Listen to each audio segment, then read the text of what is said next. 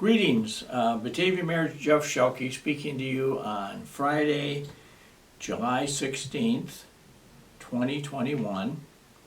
And we've had a lot of weather activity in the region the last few days and weeks. And the last night we had kind of a memorable event as far as the volume of rain that we received in a short period of time. I've had several people call the city or tell me today that they had rain gauges at their house, and last night between about 9:15 and 10 o'clock there was this very intense rainstorm that flew by Batavia, and many of them reporting in excess of 2 inches of rain in their rain gauges. And I know in talking to people who were out and about in that storm, it was a very treacherous situation, and one that we did have some damage. We had a couple trees blow down over on the southeast side, and then on the northwest side of town we later I guess had some tree branches that broke and later fell on electric lines. So we had some significant, a couple hour power outages over on the northwest side at late night hours or early morning this morning. So our public works and our city electrical crews were really up most of the night dealing with it, because it didn't make a lot of noise as far as thunder or lightning, but the rain really came down very heavy on us, and fortunately everybody came out of it safely. And I know several people told me they said prayers when they saw the volume of the rain, because it was like something they had not seen rather in a long time. So today I want to specifically take mention of a couple of passings of prominent Batavia people that really made a difference in our community. One was Nancy Carlson, and Nancy and her husband Arvid lived in a very prominent house in Batavia out on McKee Street, and was a ranch out there, and right next door was a family farm which their son now has taken and erected a whole degree of towers out there for radio broadcastings. So I'm sure people go by there and see all that and wonder what it is. Well, it's probably one of the better radio shops in the area, thanks to what has been created out there by the Carlson family. But Nancy Carlson was one who had a profound impact on Batavia, because she really jumped into stuff. She had 3 children and her husband Arvid, and one of the things that she really got interested in was the Batavia Public Library. And I can remember when I was a newspaper reporter back in the 1970s, she was a very active member of the library board and was very instrumental in supporting the efforts of the then librarian Miriam Johnson about Batavia should be building itself a new library. And there was a lot of stops and starts to that whole situation. There was a referendum that got defeated, and there was some other ideas of where the library should or should not go, and there was a lot of debate. But through it all, Nancy stayed focused on bringing Batavia what she felt could be one of the best libraries in the state of Illinois. And while she later retired from the library board, I know she remained an active participant and user. And I'm sure today she took great pride in seeing the library that we now have at Wilson and Batavia Avenue, and knowing her early roles in kind of getting that idea out into the Batavia community and making it something that really moved and went forward. So to Nancy, I just want to pay a word of tribute to her and a word of thanks from the community for her good efforts in really helping Batavia realize the need for a library, and one that really is today really made us a town that stands out in our commitment to education and sharing the ways of the world with our residents. So Nancy really did make a difference in her life, was a major impact on the life of Batavia. The other person I'd like to name, who was also just recently passed away, was Ruth Burnham. And Ruth lived over at the corner of Main Street and South Jefferson Street. And she was a face in Batavia on a variety of fronts. She was married to Joseph Burnham, who for many years was the president and CEO of Marshall Field's department stores. And I can remember as a kid seeing the limos coming over up Main Street in the early morning to pick Mr. Burnham up and take him into Chicago, where he commuted daily. But Ruth once told me that she and her husband had a deep-seated desire that they wanted to see their family grow up in a small-town situation that really could present values and ideas to young people, and they thought Batavia was the ideal place, and they were very, very proud that they selected Batavia as their home. Ruth really did a couple of things that I want to cite. Specifically, she was one of the early voices in supporting the Lutheran Social Services of Illinois and then the Batavia Council on Aging, and promoting the idea that we needed to build a senior living community in Batavia that specifically would be targeting seniors who were on limited incomes and whatever. And so today, River Rain Point Apartments down at the north end of Island Avenue here north of the City Hall and Police Station stands as a good example of the hard work that Ruth put many, many hours into pushing that idea forth in the community, because as one who had the opportunity, I guess I would describe it as finally taking the actions that got that thing kind of going as far as political approvals. When I was elected, it had been kind of approved, but there was a group of folks that were trying to stop it, and we finally got the whole thing set up and got it going. And as I sit back today, some almost 40 years later, and think back to all the lifelong Batavians who have been able to move into River Rain and live out their lives in security and dignity, I take great pride in pointing out to the individuals who really drove the deal, because they are people who truly did make life in Batavia a way of goodness for a number of people. And Ruth Burnham was one of those at the top of the list of that group that really fought very, very hard for that.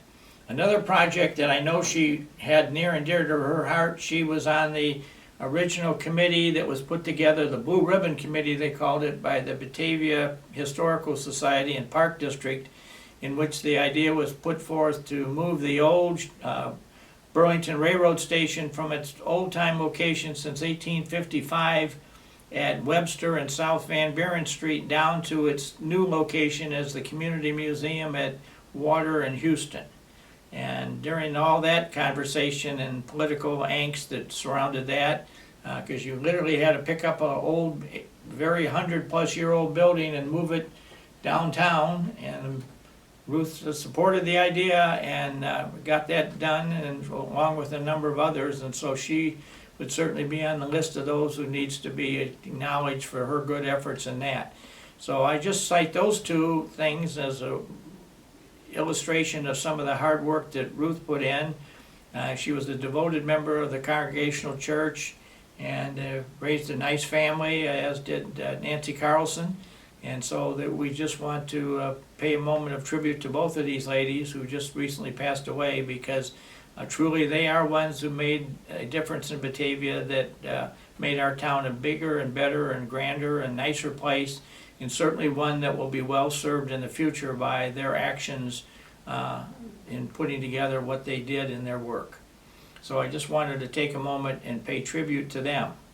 I'm also told that the end of August is going to be a high time in Batavia. We're going to have the Batavia Main Street Block Party, and we're going to have the Windmill City Days. They're all scheduled now for a couple weekends near the end of August, and we'll be talking about those more as we go forward. But with the pandemic, they've had to kind of slow things down, but as we found out with the 4th of July, when Batavia returns to its traditions, we stand very strongly in having the traditions come back into full stead, and we find that many, many people, both newly arrived residents and older people in town, really jump with the idea that they have the opportunity to do so.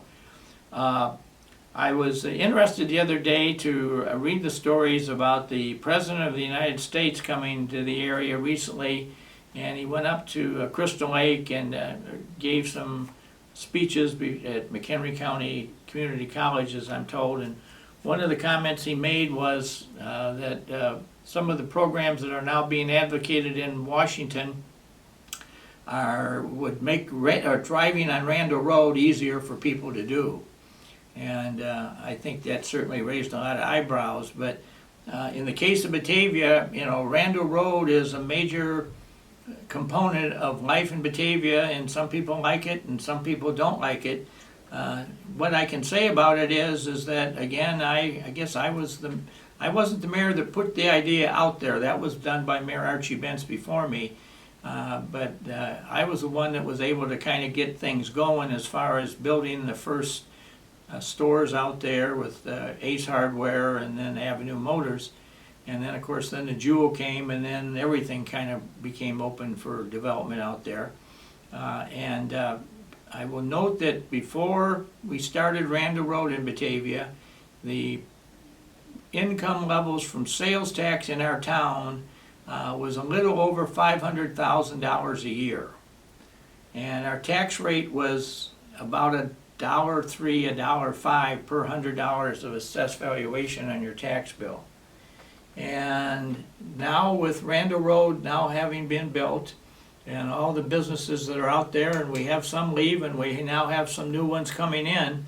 Right now, the tax bill out there, or the tax generation for Batavia, our sales tax for the whole town, instead of being 500, 600,000 as it was in the early 1980s, is now over $6 million. And that $6 million goes a long way toward paying for a lot of the city expenses and public safety and whatever have you.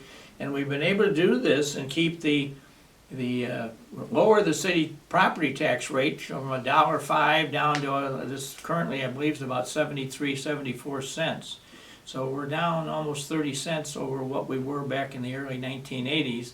And Randall Road is a major component in the city's ability to do that. So I just wanted to share that with you. I found, the idea that, you can do things cooperatively but also competitively, and certainly Randall Road is a good example of that, where you have Batavia, Geneva, and St. Charles basically took a strip of land on Randall Road starting at Main Street in Batavia and going up to just a little north of Main Street in St. Charles, and we made that into a commercial area between the three towns. And it is one that certainly has provided a lot of benefits, a lot of jobs, generates a lot of traffic, I will fully admit that, but the revenues to all three towns have been greatly enhanced because of what we were able to do on Randall Road. And the reason I think we did it on Randall Road was it sits between, on the west side of Batavia, Geneva, and St. Charles, and then to the west of it is the Mill Creek subdivision and also the Campton Hills subdivision. And if you ride around either one of those, you get an idea of how many thousands of people are now living out there.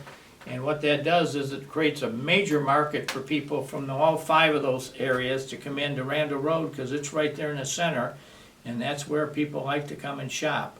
And I know that other towns have looked at us with great interest, and one that I would specifically cite that I think has done a lot of similar activity. I'm not going to say they copied us, but you can judge it as you might.